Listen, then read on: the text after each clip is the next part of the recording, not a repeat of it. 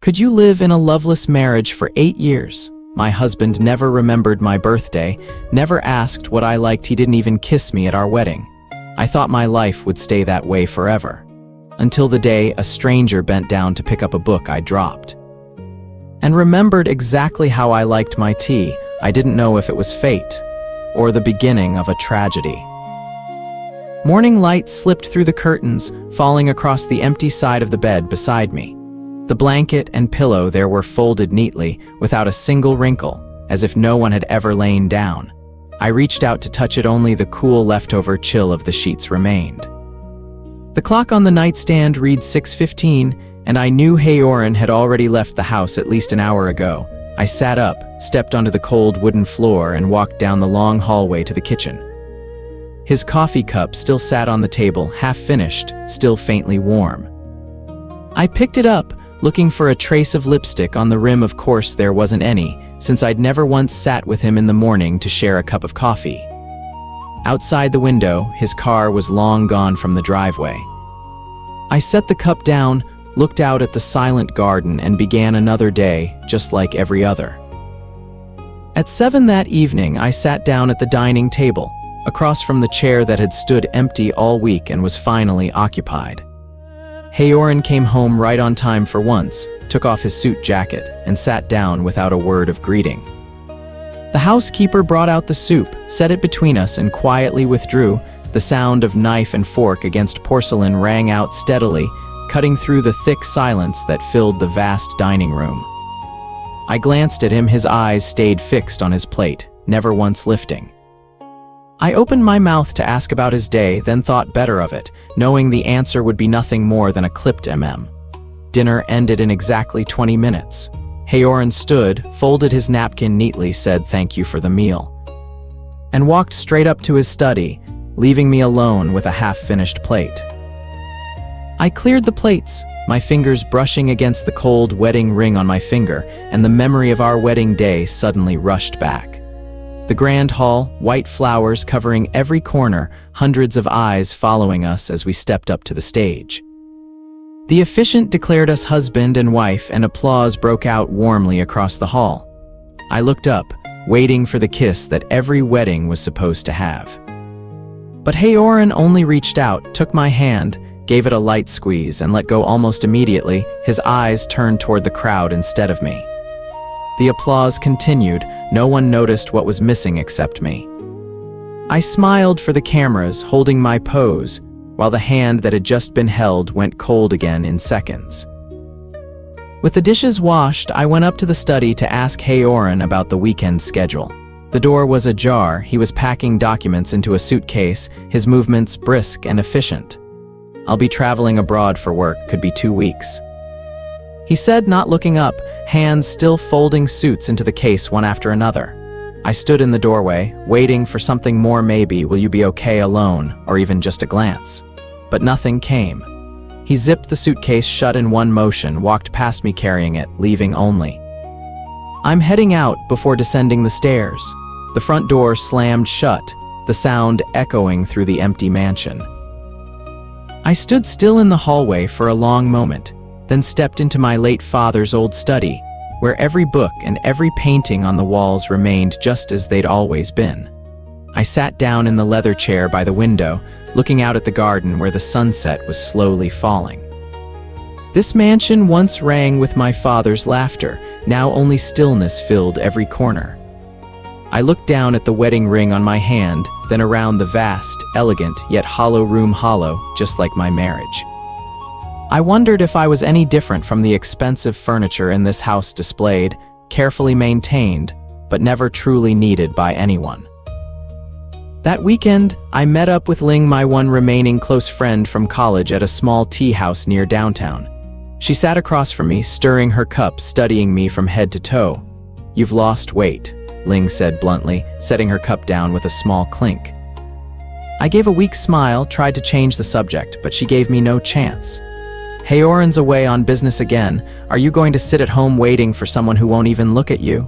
I stayed quiet, fidgeting with the handle of my cup. Ling leaned forward, her voice softening.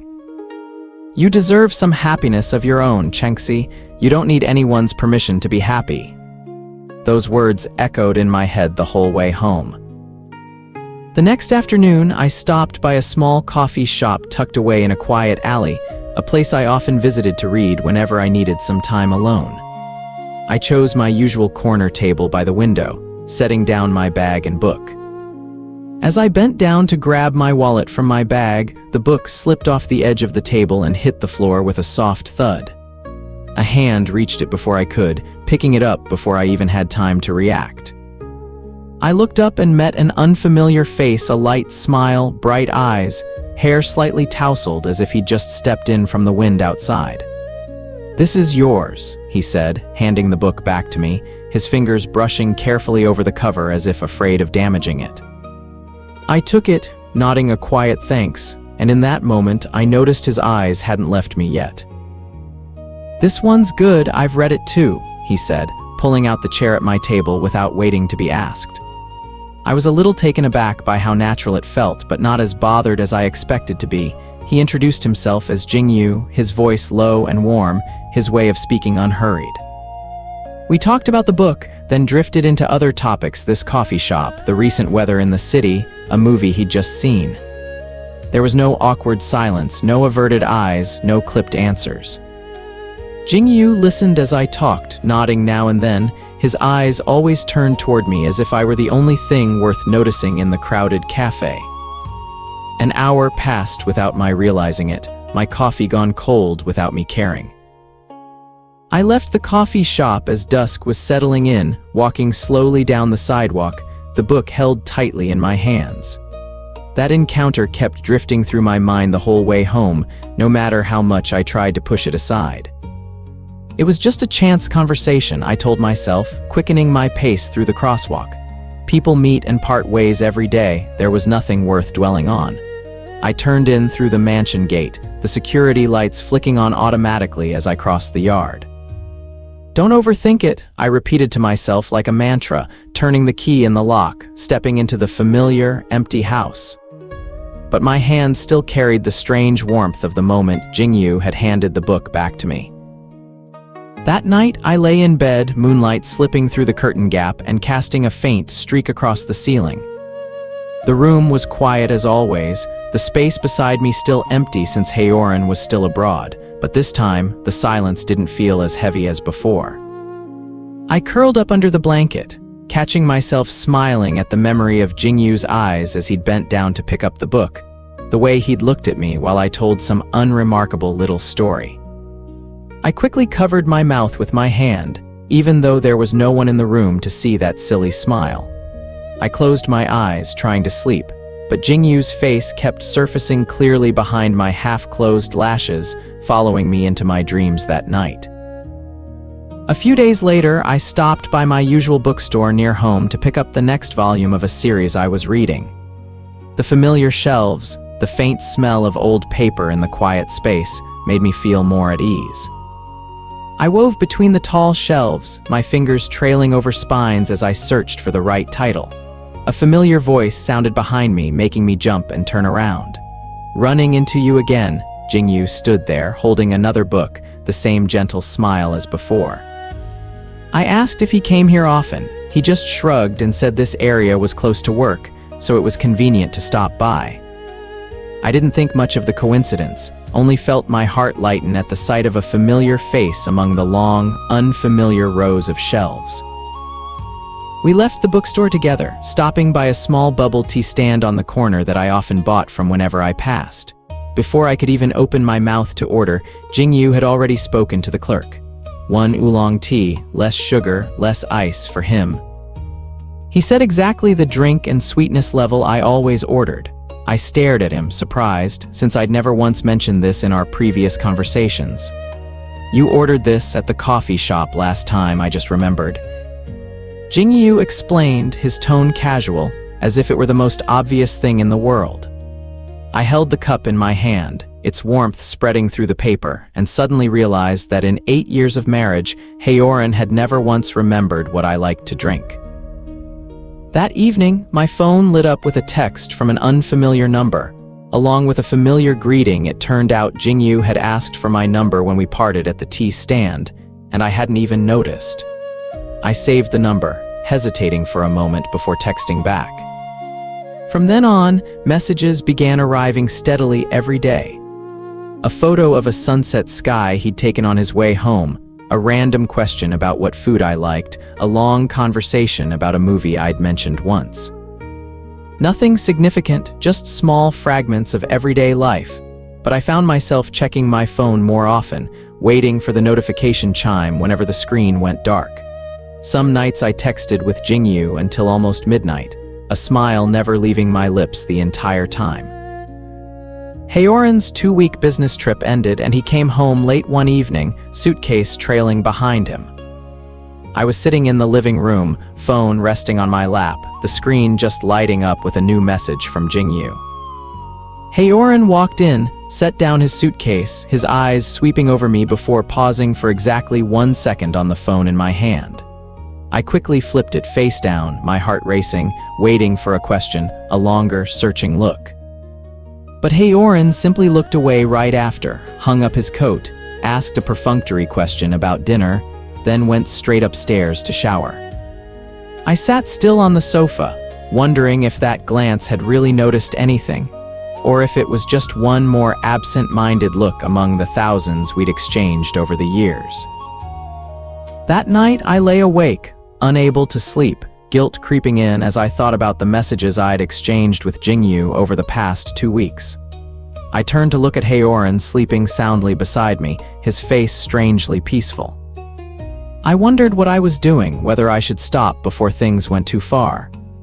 But then I remembered 8 years without a single question asked, 8 years of silent dinners, 8 years of waiting for a caring glance that never came. Haoran had never given me the chance to betray a real feeling because between us, no such feeling had ever existed to betray. I closed my eyes, the guilt slowly giving way to another thought. Haoran, a man who had never truly loved me, had no right to feel jealous. On Sunday, Jingyu texted, inviting me to walk in the Central Park with its old trees and a small lake at the heart of the city. I agreed almost immediately, changing clothes quickly before I could think twice. We walked along the stone path around the lake, afternoon sunlight filtering through the leaves in scattered patches across the ground. Jingyu told a hilariously embarrassing story about the time he'd been chased by a duck at this very lake as a kid, waving his arms to reenact his own panic. I burst out laughing, the sound so natural it surprised even me. How long had it been since I'd laughed like that? Not a polite smile, not a forced grin for the camera, but a real laugh bursting straight from the heart. We sat down on a stone bench by the lake, watching a flock of ducks paddle across the rippling water. Jingyu went quiet for a moment, then his hand gently rested on mine on the bench, fingers tightening lightly as if asking a question. I didn't pull away, and he didn't tighten his grip either, just held that gentle touch as though afraid a sudden movement would startle me into running. We sat like that for a long while, saying nothing more, only the wind rustling through the leaves and the ducks calling out over the water. I glanced at our loosely laced hands, then at Jingyu's face turned toward the lake, and in that moment I felt a peace I hadn't known in 8 years. After that afternoon in the park, I began finding every excuse to leave the house more often, sometimes shopping, sometimes meeting friends, sometimes just walking alone. Each time I ended up spending the afternoon with Jingyu at our usual cafe, the old bookstore, or some stone bench somewhere in the city. I prepared answers in advance for Haoran in case he ever asked, but the question never came. My heart kept tearing between two opposing feelings every time I locked the door and stepped out on one side, an indescribable eagerness at the thought of Jingyu's smile waiting for me. On the other, a vague unease that clung to me like a shadow that wouldn't leave. The more I went out, the more that unease grew, but my feet kept carrying me toward Jingyu anyway. One afternoon, while waiting for Jingyu at our usual cafe, my phone buzzed with a text from a completely unknown number. I opened it. The message was short and cold. "Be careful with the person you're seeing." I froze, my finger locked on the screen. No sender's name, no further explanation, just a vague warning that made my heart race. I glanced around the cafe, wondering if someone might be watching me at that very moment, my eyes scanning each unfamiliar face nearby. Just then, Jingyu walked in, a familiar smile spreading across his face when he spotted me. I quickly turned off the screen and slipped the phone into my pocket, forcing myself to look normal, as if nothing had happened. That evening, I opened the message again and again in my room, my eyes locked on the short line of text on the screen. I tried calling the number back, but only got a recording saying it didn't exist. Maybe it was just someone's cruel joke, I told myself, trying to shake off the unease creeping into my chest. Maybe it was an old friend of Jingyu's, jealous of something. Or maybe just a random spam number texting some list of numbers blindly. I shook my head, brushing aside the negative thoughts, then hit delete, erasing the message and the strange number from my contacts. The screen went dark again, but that warning stayed etched in my mind, no matter how hard I tried to stop thinking about it. The following afternoon, dark clouds rolled in suddenly, while Jingyu and I were walking toward the bus stop after a movie. The rain came down so fast we couldn't find shelter in time, ending up huddled beneath the small awning of a closed shop. Rain streamed down in long lines off the tin roof, its steady rush drowning out every other sound around us. Jingyu stood close beside me, brushing the raindrops from my hair, his eyes lingering on my face longer than usual. Neither of us said a word, only the rain and our breaths mingling in the shrinking space between us. He leaned down, his lips meeting mine gently, questioningly. I closed my eyes, didn't push him away, letting the rain and that kiss sweep away whatever reason I had left. I got home after dark, my clothes still soaked from the afternoon rain. I stepped through the gate, turned the key in the front door, my mind still lingering in the days of that kiss in the rain. The door opened onto a dark living room, no lights on, only the faint glow of a street lamp filtering through the window. I startled at the sight of a silhouette sitting silently on the sofa, sitting bolt upright in a familiar way. Haoran. He sat there in the dark, no lights, no sound, as though he'd been waiting for a long time. My heart clenched, my hand trembling slightly on the doorknob as I forced myself to look composed while stepping into the dark room. "You're home early," I said, trying to sound natural despite my pounding heart. Haoran didn't answer right away, his eyes sweeping over my damp hair and rain-dampened clothes. "Did you have a good day?" he asked, his tone flat and cold, as if inquiring about the weather rather than his spouse who'd just come home drenched from the rain. I froze, unsure how to answer, unsure if the question carried some hidden meaning or was just idle small talk. Before I could open my mouth, Haoran had already risen from the sofa and walked past me toward the stairs, his back disappearing into the dark hallway without waiting for a reply. I stood rooted in the middle of the living room, listening to his footsteps fade steadily up each stair, left alone with a question still hanging in the air. That night I lay in bed, eyes wide open staring at the ceiling, Haoran's cold question echoing endlessly in my mind. "Did you have a good day?" An ordinary question that could have meant nothing, but the way he'd looked at me then, his eyes lingering on my wet hair longer than necessary, left me unable to settle. I began replaying every small detail from the past few weeks, his eyes lingering on my phone that one time, the strange silences whenever I came home late, and now, sitting in the dark as if he'd known I'd be late. Could Haoran have found out about me and Jingyu? I wanted to jump up, run to his room and ask directly, but I hesitated, afraid that question would shatter everything before I was ready to face it. I curled up under the blanket, the suspicion growing steadily in the quiet darkness of the room. A few days later, I met Jingyu again at his small apartment, a place I'd begun visiting more often whenever I had free time. We lay together on the sofa, warm yellow light filling the cozy little room. Jingyu wrapped his arms around me, resting his chin lightly on the top of my head, his voice dropping to a whisper against my ear. "I don't want to keep hiding like this," he said, fingers gently stroking my shoulder.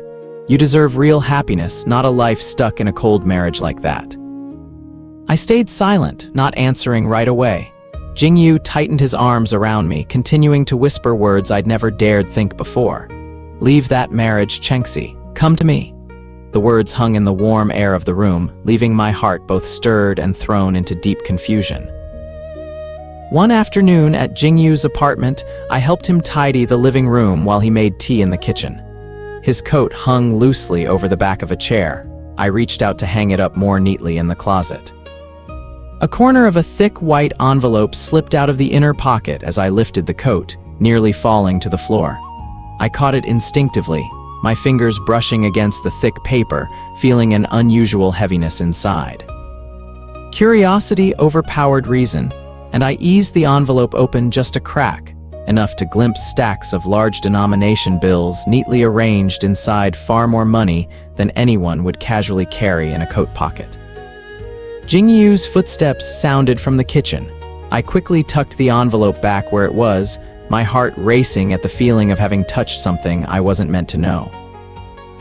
Before I could finish hanging up the coat, my eyes caught on the corner of the envelope still peeking out. A small logo was embossed in the upper left corner, a minimalist design in deep blue that I recognized instantly. It was Haoran's company logo, the exact one I'd seen countless times on business cards, on documents he'd brought home over the past 8 years. I stood frozen, still holding the coat, my mind spinning for some reasonable explanation. Maybe Jingyu worked with one of Haoran's business partners. Maybe it was just a normal work-related payment, but something deep inside me sensed a very different truth, one I wasn't ready to name yet. "What are you doing?" Jingyu walked into the living room carrying 2 cups of hot tea, startling me into quickly hanging the coat back on its hook. "Nothing, just hanging up your coat for you," I said, keeping my voice as steady as I could, taking the cup of tea from him and sitting down on the sofa as if nothing had happened. Inside, my heart pounded wildly, a cold feeling running down my spine despite the warmth of the room. Jingyu sat down beside me, wrapping an arm around my shoulders naturally, completely unaware of what I'd just seen. I sipped my tea, trying to keep my expression normal, while my mind kept spinning through a string of unanswered questions. All evening, I laughed and talked as usual, responding to his hugs and stories, but inside, a quiet wall of caution had begun to rise, when he had no idea existed. As I left, I hugged Jingyu tightly like always, but my eyes coldly studied the coat hanging on the hook, memorizing every detail to look into further. In the days that followed, I began paying closer attention to Jingyu's small habits, the way he kept stepping out of the room to take calls, the way he clutched his phone whenever I was near, the way he dodged questions about what he actually did for work. One evening, while Jingyu was in the bathroom, I picked up his phone, left forgotten on the table, my hands trembling as I scrolled through recent calls. One name appeared repeatedly with alarming frequency over the past 3 months, no full name saved, just 2 initials. HR. I snapped a quick screenshot with my own phone, my hands shaking so badly I nearly dropped it. The water in the bathroom shut off. I hurriedly set his phone back exactly where it had been, my heart pounding as I heard the bathroom door open. The next night, I made an excuse about being tired and went home early, sitting alone in my room with my laptop open in front of me. With the few clues I'd gathered, the initials, the company logo, the 3-month time frame matching exactly when I'd first met Jingyu, I dug through an old email account Haoran had once accidentally left logged in on our shared family computer. After nearly an hour of fruitless searching, I found a hidden, password-protected folder. But luckily the password matched my birthday, perhaps a leftover trace from the early days of our marriage. Inside, a PDF document appeared, its title reading clearly, "Personal Service Agreement Confidential." My hands trembled as I clicked it open, my eyes racing through dry legal language until they stopped on a clause in bold. Party B is responsible for approaching and maintaining an emotional relationship with the designated subject for a period of 3 months for the purpose of testing loyalty. Below it were 2 signatures, one Haoran's, one Jingyu's. I sat frozen in front of the laptop screen, reading that clause over for the 5th time, as though one more read might make the words vanish, prove it had all been some illusion. But they stayed right there, black and white, along with 2 undeniable signatures. My hands shook too much to hold the mouse steady, the screen blurring as sudden tears welled up. I thought of the kiss in the rain, of the gentle hand that had held mine on the park bench, of every warm whisper Jingyu had murmured in my ear each night. All of it just an elaborately staged performance, a paid assignment to test my loyalty. I slammed the laptop shut, holding my head in both hands, feeling as though the floor beneath me were collapsing, dragging me into a bottomless pit. 2 days later, I arranged to meet Jingyu at his apartment, forcing myself to appear calm the entire way there despite the storm already brewing inside me. He opened the door, a familiar smile spreading across his face at the sight of me, completely unaware of what awaited him. I stepped inside, closed the door behind me, then pulled out the printed copy of the contract I'd found and set it down firmly on the table in front of him. Jingyu's smile faded as his eyes landed on the document's title. "Tell me," I said, my voice trembling but firm. "Was everything between us just a performance you were paid to put on?" Jingyu stood frozen, saying nothing, his silence a clearer answer than any confession could have been. Jingyu sat down, holding his head in his hands, and after a long moment finally looked up at me, his eyes torn with conflict. "Yes," he said quietly, his voice breaking as if each word cost him something. "At first, Haoran hired me to approach you to test your loyalty over 3 months." I stepped back, feeling as though something had crushed the air out of my chest. Jingyu stood, moved toward me, then stopped when I raised a hand, signaling him not to come closer. "But you have to believe me," he said, his voice more urgent now. "Everything I felt after that, your smile, the way you see the world, everything was real. I stopped acting a long time ago, Chenxi. I love you, truly." I looked at him, unsure whether to trust those red-rimmed, sincere eyes or the cold contract still lying on the table. I left Jingyu's apartment in a daze, walking aimlessly down the sidewalk, losing track of how many streets I'd crossed. 2 faces kept alternating in my mind: Haoran, with his calculated, ruthless coldness, and Jingyu, with red-rimmed eyes confessing real feelings born from a deliberate lie. Who could I really trust? A husband who'd hired someone else to seduce his own spouse just to turn love into a cold test? Or a lover who'd entered my life for money, only to develop real feelings that were never part of the plan? I sat down on an empty park bench, held my head, tears falling uncontrollably. Both men in my life, each in his own way, had deceived me from the very first step.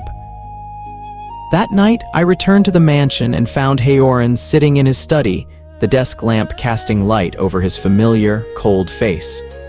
I walked in without knocking, slamming the contract down on the desk in front of him.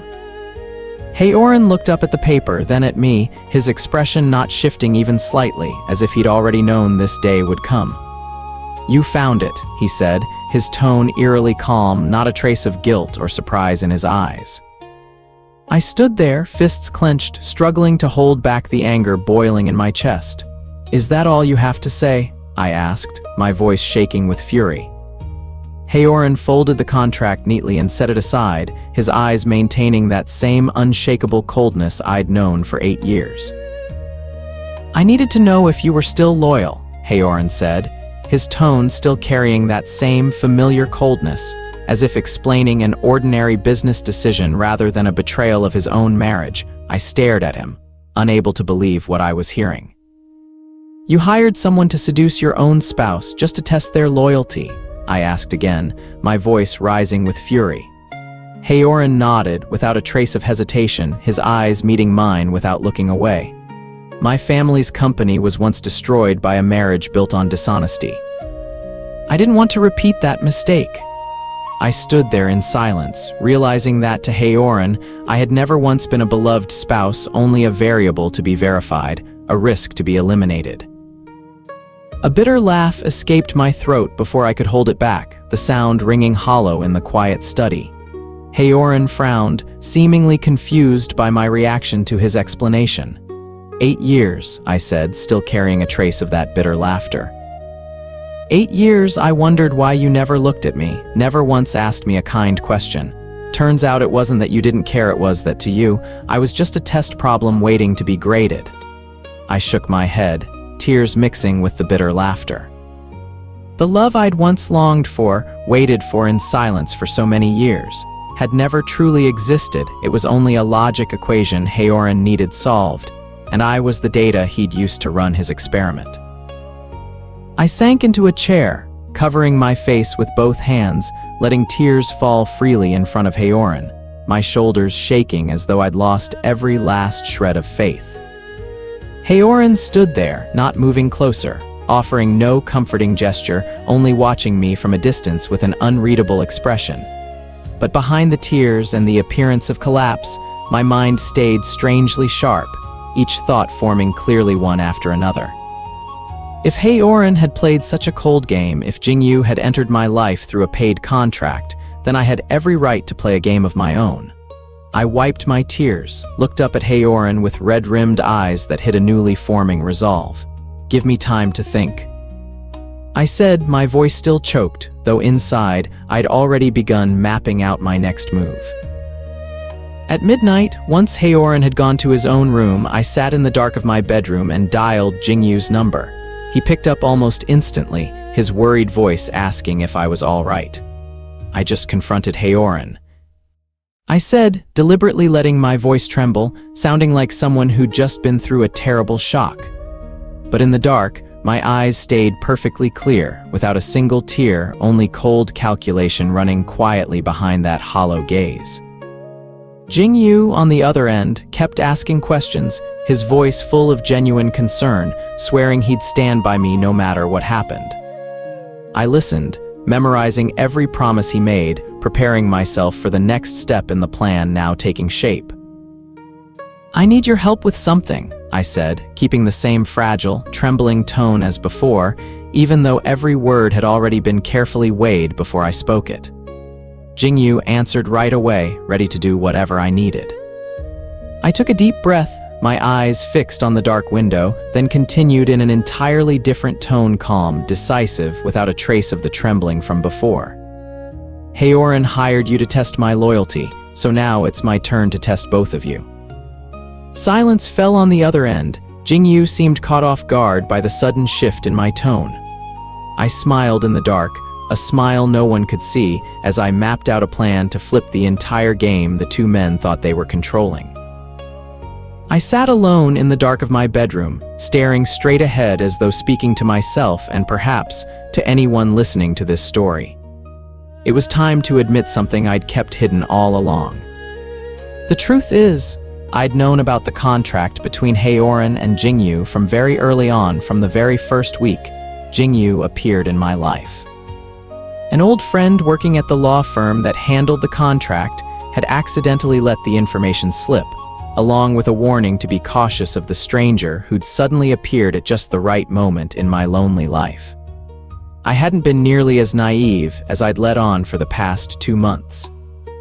Every move I made, from the very first moment I met Jingyu at that cafe, had already been carefully calculated in advance. The strange warning text I'd received not long before I'd sent it to myself, from a burner SIM card bought hastily at a corner store to create a plausible trail for when my suspicions would begin. And the afternoon I accidentally discovered the envelope of cash in Jingyu's coat pocket hadn't been accidental at all. I deliberately arranged to arrive earlier than usual that day, knowing Jingyu had just received his regular payment from Haoran and typically carried it with him before depositing it at the bank. I only needed the right moment to accidentally brush against that coat, letting the envelope slip into view exactly when I was present. Every detail, from the company logo I happened to recognize to tracing the calls on Jingyu's phone, had all been meticulously planned steps, waiting only for the right moment to discover a truth I'd already known for a long time. The tears I'd shed in front of Haoran in his study, the bitter laugh that escaped when he confessed to the contract, the appearance of collapse I'd shown afterward, all of it had been a performance I'd rehearsed carefully in my head over many nights before. I'd learned how to make tears fall at just the right moment, how to let my voice tremble convincingly, how to fill my eyes with enough visible pain that no one would suspect the truth beneath it. Even the midnight call to Jingyu, the choked voice I'd deliberately put on over the phone, had all been part of a script I'd written myself, directed myself, and starred in myself.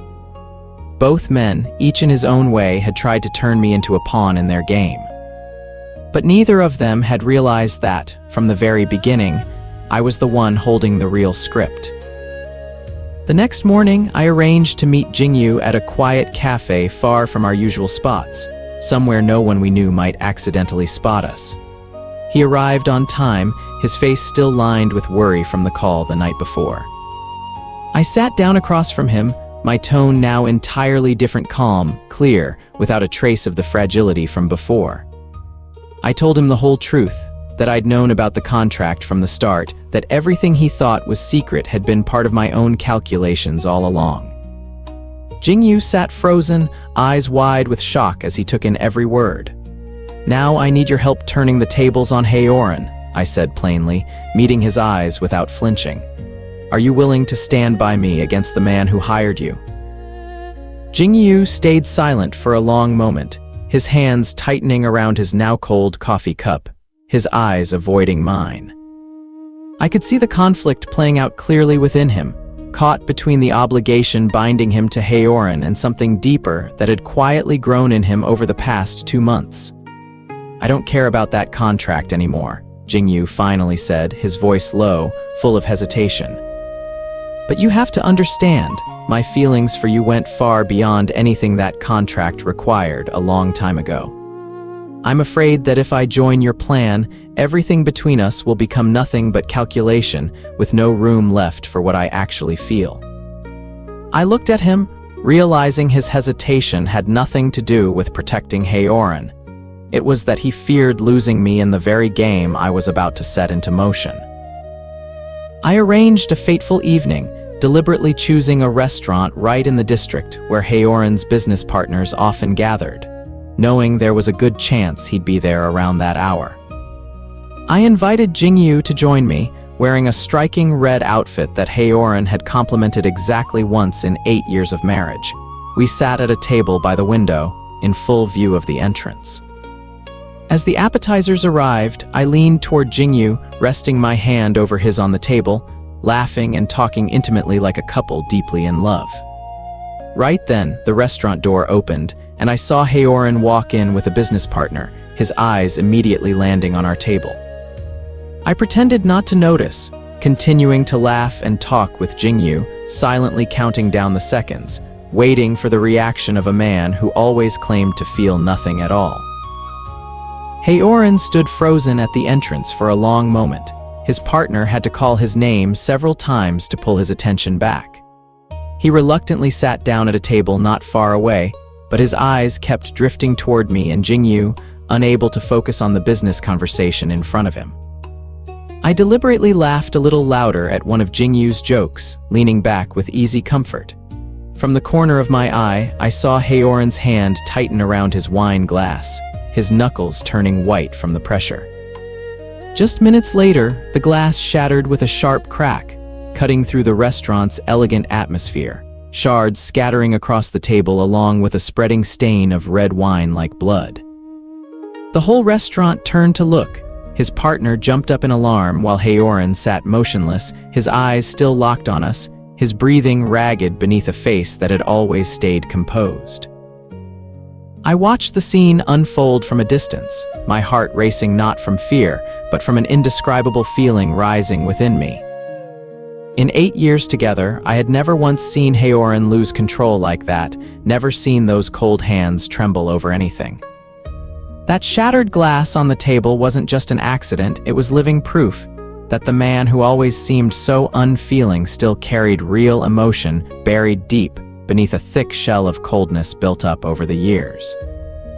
I turned back to Jingyu, continuing our conversation as if nothing had happened, but inside, a new sliver of doubt had crept into what I'd thought was a flawless plan. Maybe Haoran wasn't as indifferent as I'd always believed, maybe he simply didn't know how to show what he felt. After dinner, Jingyu drove me home and we sat in his car parked outside the mansion gate, the pale yellow glow of the streetlight filtering through the windshield. The air inside the car had grown unusually heavy, so different from the lightness we'd shown at the restaurant, Chenxi. Jingyu said, his voice hoarse, hands gripping the wheel as though holding something back. I know your plan is to turn the tables on Haoran, but seeing how he reacted tonight, I suddenly got scared. He turned to look at me, his eyes torn under the dim light. I'm afraid you'll end up going back to him in the end. I don't want to just be a pawn in this game, I want to keep you truly for myself. I stayed silent, looking at him, realizing the line between plan and real feeling had begun to blur not just for Jingyu, but perhaps for me as well. I stepped out of the car, standing at the mansion gate, watching Jingyu's taillights fade into the night, my heart tangled in 100 conflicting threads. Walking inside, I found Haoran waiting in the living room, a small wound on his hand from the broken glass still loosely bandaged, his eyes on me carrying a complexity I'd never seen before. I stood in the middle of the living room on one side. A text from Jingyu had just appeared on my phone, confessing he wanted to keep me. On the other, Haoran stood quietly, his wound and his eyes no longer holding the coldness they usually did. 3 people, 3 different desires, now tangled so tightly together that no one, not even me, who'd thought I held complete control over this game, could be certain what would happen next. The plan I'd originally laid out now seemed to have slipped entirely out of my own hands. 3 days after that fateful dinner, Haoran called and summoned both me and Jingyu to the mansion one evening, his voice on the phone carrying a decisiveness I'd never heard from him before.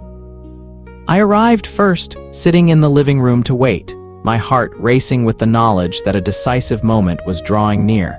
Jingyu arrived a few minutes later, his face tense as he stepped through the mansion gate, a place he should never have set foot in so openly. Haoran stood in the middle of the living room, his demeanor solemn, unlike his usual coldness, his eyes moving between the two of us. I want to end this game, he said, his voice hard, without hesitation. Enough, I want the truth right here, right now. The air in the living room suddenly grew suffocatingly thick. I stood up from the sofa and stepped forward, positioning myself between the two men, taking a deep breath before deciding to tear down every layer of pretense I'd built over the past weeks. It was time, I thought, no reason left to keep hiding. Fine, I'll tell you the truth. I began, my tone calm enough to make both of them freeze. I've known about the contract between the two of you since the first week I met Jingyu. Every tear, every collapse you witnessed, all of it was part of a plan I designed myself to turn the tables. I looked straight at Haoran without flinching. You wanted to test my loyalty with money and a stranger, so I had every right to test which of you actually deserved me. Haoran stood frozen, his face slowly draining of color as each word I said sank in. His eyes widened, looking at me as though seeing an entirely different person, not the gentle, patient spouse of 8 years he thought he knew. So that means... Haoran stammered, his voice losing its usual composure for the first time. You knew everything I planned from the very beginning, and you led me by the nose. I nodded in confirmation, watching every shift on his face from shock to disbelief to a bitter, undeniable acceptance. The man who'd always been so confident in controlling every game in his life, now had to face the truth that he himself had been the pawn being played from the start. While Haoran was still reeling from the truth just laid bare, Jingyu stepped forward, standing tall to face him directly, his eyes no longer holding any of the hesitation or fear from before. I have something to confess too. Jingyu said, his voice firm despite a lingering tremor he couldn't quite hide. Yes, I took your contract, took the money to approach Chenxi as requested, but my feelings for him went far beyond what that contract required a long time ago. I broke our agreement because I love him for real, not for money, not out of obligation anymore. Haoran turned to look at Jingyu, his eyes filled with complicated emotion, anger at the betrayal, mixed with the shock of confronting another truth he hadn't seen coming. The room fell into a heavy silence after Jingyu's confession. Haoran stood there, hands clenched into fists, his eyes shifting between me and Jingyu, as if searching for some way out of a situation that had spun completely beyond his control. Finally, he turned to face me directly, his voice trembling in a way I'd rarely heard in 8 years together. "So, who do you really choose?" The question hung in the suffocating air of the living room, both Haoran and Jingyu turning their eyes toward me, waiting for an answer that would decide the fate of all three of us. I stood there, looking between the two waiting faces, feeling the full weight of the moment pressing down on my shoulders. I looked at both of them, staying silent for a long moment before bursting into laughter, the first truly light, relieved laugh I'd had in months. Both Haoran and Jingyu froze at the unexpected reaction, neither having imagined that such a heavy question would be met with laughter instead of tears or a chosen name. That laughter carried no trace of the bitterness from before it was genuine release, as if a heavy stone that had pressed on my chest for 8 years had finally been lifted. I wiped at the corner of my eyes, though there were no tears, just an old habit after a long laugh. Both men stood there, eyes questioning, waiting for me to explain this strange reaction. "You both want me to choose," I said, my tone unusually calm, my eyes moving between them. "But look at yourselves first before asking me that question." I turned to Haoran first. "You, for 8 years, you never once gave me real feeling, only money and a cold contract to test your own spouse's loyalty." Then I turned to Jingyu, my voice still even. "And you came to me for money, and even if real feelings grew afterward, that starting point can never be erased." Neither of them said anything, unable to argue against what I just said, because it was the raw truth they had both created together. "So," I continued, my tone growing firmer, "I don't need to choose either of you." Both Haoran and Jingyu looked stunned at those words, as though neither had ever considered this possibility. Both of you only thought of yourselves first. One wanted control, the other wanted possession. Neither of you truly thought of my feelings from the start. I took a step back, putting clear distance between myself and both of them, my eyes steady, fixed on each of them in turn. I already spent 8 years living for someone else's expectations, trying to please a loveless marriage. I won't spend the rest of my life trying to please another man. Haoran reacted first, stepping quickly toward me, his hand reaching out to grip my wrist, fingers tightening as though afraid I'd vanish the instant he let go. "Don't do this," he said, his voice hoarse with an urgency I'd never heard from him before. At the same time, Jingyu also stepped toward me from the opposite direction, his eyes just as pleading. "Chenxi, give me a chance," he said, his voice trembling. I stood between the two of them, feeling the pull from both sides, but I took a deep breath, gently slipped my hand free from Haoran's grip, and stepped back, putting distance between myself and both men. My eyes didn't waver, steady with a decision I'd already weighed carefully for a long time. I turned and walked toward the front door, the steady click of my footsteps echoing across the polished marble floor of the vast mansion. Behind me, both Haoran and Jingyu stood frozen, neither daring to take another step, as if they finally understood that any further words would be meaningless. I opened the door, stepped out into the cool night air, then paused at the threshold, turning back one last time to look at the house that had held me captive for 8 years. "It doesn't matter anymore who the real manipulator was," I said, my voice ringing clear in the still night. "Because from today, I belong only to myself."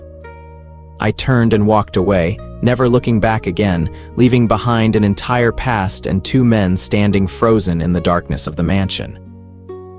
Some marriages end long before anyone admits it. The 2 people simply keep staying out of duty or habit. Chenxi waited 8 years, but all he ever received was silence.